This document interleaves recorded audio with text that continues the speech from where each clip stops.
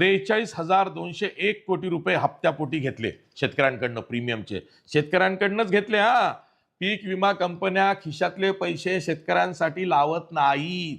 आधी शेतकऱ्यांकडनं प्रीमियमचे पैसे उकळतात. किती उकळले 8 वर्षामध्ये? 43,201 कोटी रुपये. पण त्या बदल्यात नैसर्गिक आपत्तीमुळे नुकसान झालं, त्या शेतकऱ्यांना नुकसान भरपाई कितीची दिली? ती मात्र 32,658 कोटी रुपयांची दिली.